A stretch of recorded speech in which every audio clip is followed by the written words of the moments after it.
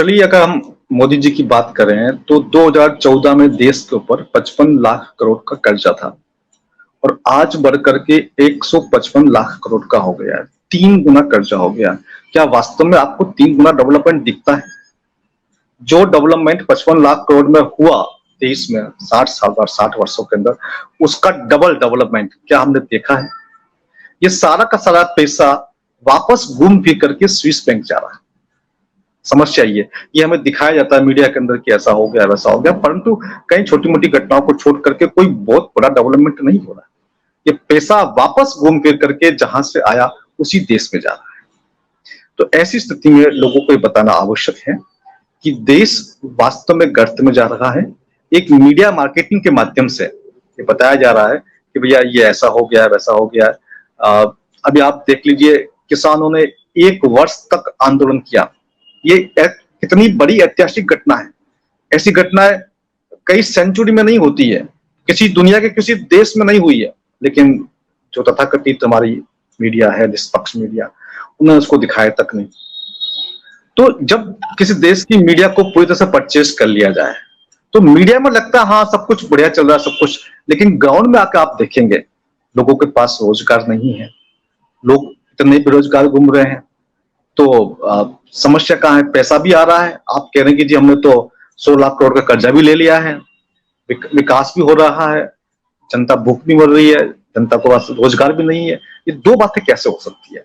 तो निश्चित तौर से जो जो जो सामने दिखाया जा रहा है वो वैसा है नहीं है। डॉक्टर साहब ये बताइए, तो ये जो अभी जो 50 से ऊपर एयरपोर्ट बन रहे हैं और काफी कंप्लीशन में है, लगभग 15-16 ट्रेन हाई स्पीड ट्रेन चल चुके हैं, 75 की चलाने की घोषणा करनी है और ये 2024 के पहले पहले हो जाएगा। लगभग 20 वंदे भारत ट्रेनें चल चुकी हैं। गंगा में क्रूज चल रहा है।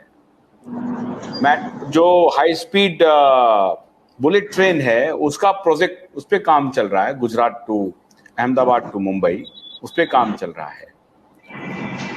प्रत्येक दिन जो किलोमीटर्स बन रहे हैं सड़क, वो लगभग 38 किलोमीटर प्रत्येक दिन बन रहे हैं। अभी आप देखें कि नागपुर टू मुंबई हाईवे बन गया, उसके बाद अभी देहरादून दिल्ली हाईवे बन रहा है, दिल्ली मुंबई हाईवे बन रहा है, अभी कन्याकुमारी टू कश्मीर का हाईवे बिल्कुल चकाचक चल रहा है। देश में पर्याप्त मात्रा में इलेक्ट्रिसिटी है, हमारा पर कैपिटा इनकम भी राइज पे है। पाकिस्तान कह रहा है कि चलो भारत में बस जाते हैं, पाकिस्तान में परेशान हैं लोग। तो ये सब डॉक्टर तरुण कोठारी को नहीं दिखाई पड़ रहा है क्या?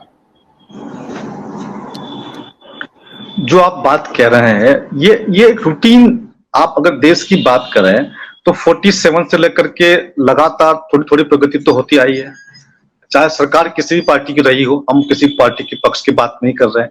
उस दौरान चाहे अटल जी की सरकार रही हो, चाहे उसके पहले किसी और पार्टी की सरकार रही हो, हमने देखा है तो एक रूटीन डेवलपमेंट तो देश में होता ही है, वो तो आपका डेवलपमेंट चलता रहेगा। ये सब उस रूटीन का ही पार्ट है। लेकिन जितना लूटा गया है, जितना कर्जा लिया गया है, उसके हिसाब से आपका डेवलपमेंट नहीं हुआ है। वो पैसा विदेशों में चला गया है, उस पैसे को हम वापस लेके आए। अगर हम ये मांग करते हैं कि जो हमारा पैसा विदेश में पड़ा हुआ है उसको वापस आप लेके आइए, तो मुझे नहीं लगता कि इसमें कुछ हमारी मांग गलत है उसके अंदर। तो आप ये कह रहे हैं कि मोदी जी के हाथों हमारा देश सुरक्षित नहीं है? इस समय कोई भी हो, आप अगर सुरक्षित होता तो आपको ये जो जिस प्रकार से करोड़ों लोगों को घरों के अंदर बंद किया गया जिसकी रिक्वायरमेंट नहीं थी, जिस प्रकार से करोड़ों लोगों को फोर्सफुली वैक्सीनेट किया गया, तो हम देखते हैं इस चीजों को। निश्चित तौर से हमें लगता है कि ये कहीं और से कंट्रोल्ड है। एक चुनौती क्या डॉक्टर तरुण आपको लगती है कि मोदी एक ऐसा चेहरा है जो अब मीडिया के माध्यम से हो या अपने उनकी पार्टी का या जो संघ का सपोर्ट होता है उसकी वजह से एक ऐसा चेहरा बन गए हैं मोदी, जिसको कि आपको तार्किक ढंग से ही हराना पड़ेगा? और दूसरा, कि अरविंद केजरीवाल ने वो परिस्थिति पैदा कर दी एक्टिविस्ट के लिए कि अब एक्टिविज्म पर कोई यकीन नहीं करेगा। तो ऐसी स्थिति में दो चुनौती है आपके पास, ये दोनों चुनौती को कैसे काउंटर करेंगे आप 30 अप्रैल को? इसकी कोई रणनीति है, कोई योजना है? नहीं, मोदी जी या अरविंद जी ये हमारा लक्ष्य नहीं है, है ना। वो हमारा लक्ष्य देश की जनता को सच बताना है, उन्हें जगाना है, क्योंकि जो कुछ होगा वो देश की जनता कर सकती है। अगर देश के जनता जाकर रहे थे ना 2011 में, मैं आपको बीच में रोक रहा हूं, माफ कीजिएगा, अरविंद जी 2011 में देश की जनता को सच बता रहे थे और कह रहे थे कि लोकपाल सारी समस्याओं का समाधान है। और लेकिन लोकपाल तो आया नहीं। क्या कहना है इस विषय पे? लोकपाल तो आया नहीं, और तथाकथित लोकपाल जो ये कहते हैं वो तो बिल्कुल पंगु सिस्टम है। तो जो सही बात तो ये है कि देश की जनता यदि जागरूक हो और वो अपने अधिकारों को लेकर के लड़े, उस देश को कोई गुलाम नहीं बना सकता। भारत सदियों से बहुत विकसित राष्ट्र रहा है, लेकिन फिर भी यहाँ पर लोग आए, लोगों ने हम लोगों को गुलाम बनाया। आखिर ऐसी क्या वजह थी कि हम बार बार गुलाम बनते जाए, है ना। पिछले 70-80 वर्षों से भी हम गुलामी है कहने के लिए हमारी सरकारें हैं। तो जो कमी वो ये है कि देश की जनता को कभी भी ट्रेंड नहीं किया गया। अगर देश का प्रत्येक नागरिक ट्रेंड हो, प्रत्येक नागरिक अपनी जिम्मेदारी समझे। जब भी युद्ध हुआ था तो कुछ लोगों ने युद्ध लड़ा था, बाकी लोगों ने ये सोचा कि भैया ठीक है, युद्ध लड़ने की जिम्मेदारी इनकी है। ऐसा नहीं होना चाहिए। युद्ध लड़ने की जिम्मेदारी सेना की होती है, परंतु यदि किसी वजह से सेना भी हार जाए तो जनता सामने आकर के लड़े।